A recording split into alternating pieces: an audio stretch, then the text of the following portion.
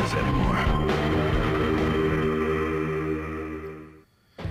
Welcome back to Army Men. It's time to not take a bath. Oh, good. I was worried there for a second. You're worried that the whole reason I wanted to get you in on this segment was that I could have you in the tub with me? Yeah, that was a concern. Well, joining me on this segment is my main man, Krimsh. The man called Insipid himself. Indeed. So last we left off, as you know, we had just found the blue spy. We went through this mysterious portal. And now we are in the real world. Oh dear. That's going to be interesting. I don't know how accurate a representation of the real world is. I have never seen this many alphabet blocks around the bathtub before. I don't know if they have a child who sits here and tries to have his toys in the tub at the same time, but at any rate, you won't see too many humans, and by won't see too many, I mean you won't see any at all.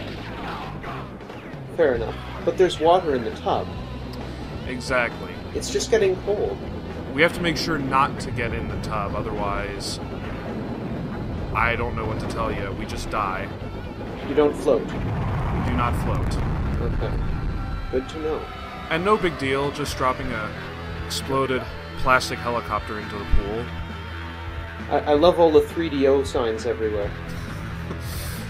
Now, why would they have 3DO blocks, I wonder?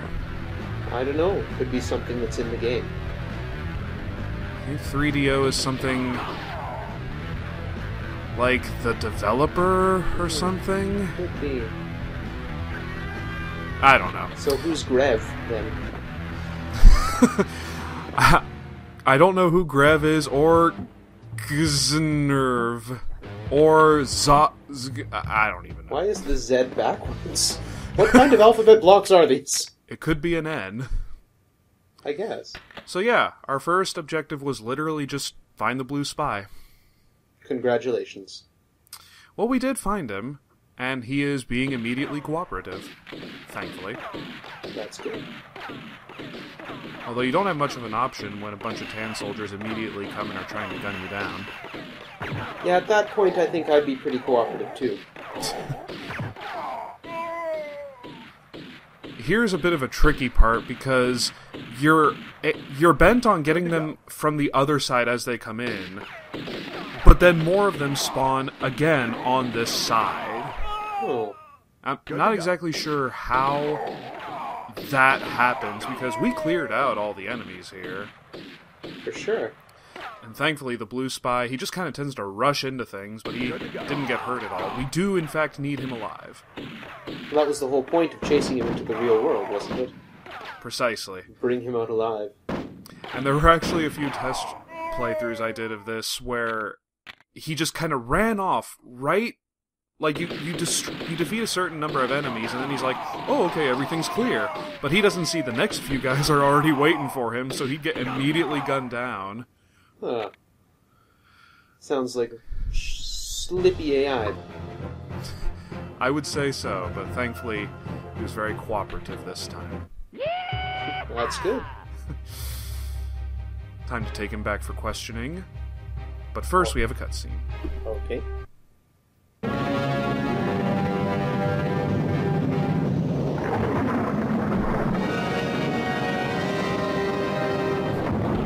Okay, we get it. Fort West. Excellent. Last night's attack on the Green Army was an excellently evil success. Why, if the sneak attack had been any more of a surprise, I wouldn't have known about it myself. Is he the villain then?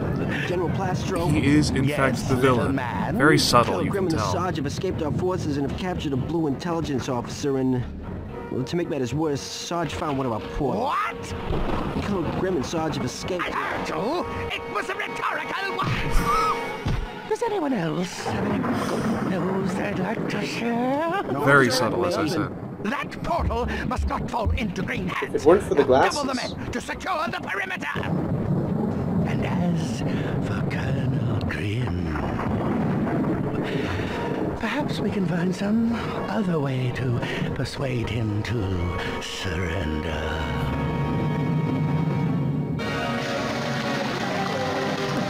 How did the weather suddenly get sunny? I think that's a flashback. Hundreds of our courageous soldiers, dead from Plastro's new superweapon. A death ray. That monster. That evil, maniacal tyrant. That thing is barbaric. It's merciless. Can we build one? Negative. Our engineers don't have the Sarge knows his technology. priorities. We've never seen anything like this. Then where is Plastro getting these magnificent, horrific weapons? From a world outside our own, son. The Blue Spy revealed that these weapons were found in a parallel dimension and transported here through a device they're calling a portal. A portal? That must be what I chased that Blue Spy through. Apparently so. Spy also confirmed that the members of Bravo Company are being held hostage in different enemy camps. Your first priority is to get your squad back together. So you're getting the band back together. Your mission is to find the enemy base. And In a manner of rescue all speaking, the yes. And once you find them, return to the landing pad for evac. I'm already there, sir. Our first man we're finding is, as you heard, our bazooka man, Riff. The bazooka man's name is Riff. Okay. They all have... what's the word? Very descriptive names. But indeed, this is not the first time we've done a type of escort mission in this game. As you know, that was our first priority with Colonel Grimm himself. But the idea of getting the band back together includes a bunch of escort missions. So you're going to have to rescue each one of them and escort them individually? Basically, yes. But don't let that scare you away, because unlike typical escort missions you see these days, where the people you're trying to rescue are deadweights and they're not helping you at all, and they get in the way, Good to go. your Bravo Company commandos, as they're called, understandably, stick true to what their craft is. So Riff is going to blow things up for you. He will certainly aid in that, yes. Oh, handy. Although, I mentioned before that we're on hard mode. Even on hard mode, it's pretty easy to blast your way through on your own. So we may practically forget that he's even there, just kind of following us behind the whole time. So you don't need him, but he's handy. Yeah, he'll certainly be a little helpful, I suppose. That's good. Did that guy just duck behind no cover at all? Basically, he did, but the real screwed up thing is that according to the game, that worked. You might have noticed there's auto-aim in this game, and before I was hitting him with bullets, but when he sort of went out of our range, our bullets didn't hit him at all. Go. Huh. So it's very bizarre. Sometimes you have to be noticed by the guards in order to hit them. Seems counterintuitive. Indeed, this was not the most well-programmed of the shooters in its day, but doesn't make it any less fun to snipe guys like this. But now we're behind enemy lines. Sly Fox, this is Bravo Leader 1. Objective secured. Well done. Now locate and rescue Riff. Be advised that reducing enemies prior to rescuing Riff will make your escape easier. Roger that. Over and out. Bring on the noise. I love that one guard goes down with a cry of pain and the other one wanders away. Oh, it was probably nothing. I'm gonna go this way.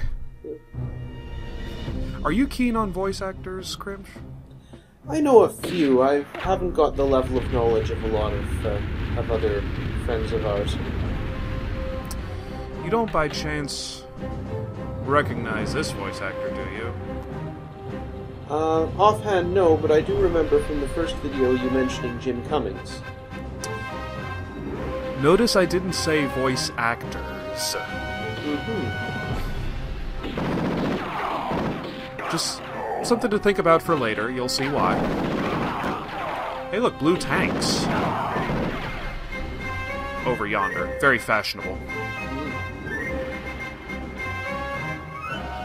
But anyways, that white marker on the map is where we have to go, so we did kind of sneak around all the enemies and tanks. You're welcome. If you go the logical way, this can be very difficult, but we just kind of snuck around and it was no trouble at all. But now they've been alerted of our presence, so we have to go and stop a giant bomb from exploding. Fair enough. I just love the lack of music, too. It makes it that much more tense. They could have added a little tick on the timer, just to remind you. Tick. Or a heartbeat. Tick. Yeah, well, that would have been good, too. Mm-hmm. But as you'll see here, they had the tanks in the first part, but here they only have their soldiers. So it's easy to get to where we need to go. There's no penalty or anything. We can just wander right up, and... Are you ready for this? Sure. Sarge, man, what took you so long? For a minute there, it got so hot, I thought I'd lose my cool. I stopped to pick daisies by the latrine. What do you think? I don't think we're too welcome here, so let's hightail it while we still can. Man, put it in park. I'm just itching to lay down some bazooka blues on them tan turkeys. Huh. They sorry. I'm convinced that they told Jim Cummings to do his best Barry White impression there. But he certainly did have fun with, yes, all of the voices in this game. Certainly sounds like it. So yeah, he's just wandering around. He's got a bazooka, so he don't care none. Right. But you may have heard them mention earlier that we could, in fact, lower enemy resistance by clearing out enemies on the way in. And that's... yeah, pretty much what we did. He could have been helpful, but instead we cleared out all the enemies already. Except that tank. Except this tank, yes, which we will readily take care of. Even the rocket launchers have auto-aim. It seems like it, yes. That is not the target I would have chosen for an auto-aim on a rocket launcher. No. It's kind of persnickety in how it works. Sometimes it'll hit exactly where you want, and then other times it'll just veer off or hit an enemy soldier, and hey! Looks like Riff's already taken a tank for a ride. Oh, nice. So we are going to follow suit.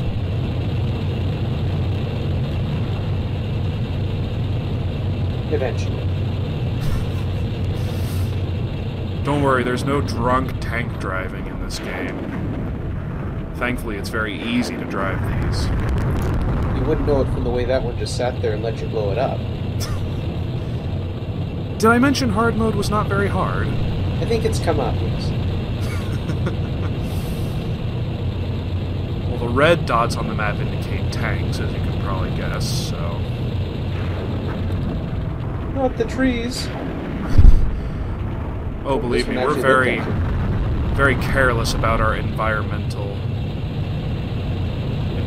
whereabouts. We're not even caring about blowing up trees, and actually in the training video, we took an entire rocket launcher and a flamethrower to an entire forest of trees. Well, it's a good thing they only ever have to train one soldier.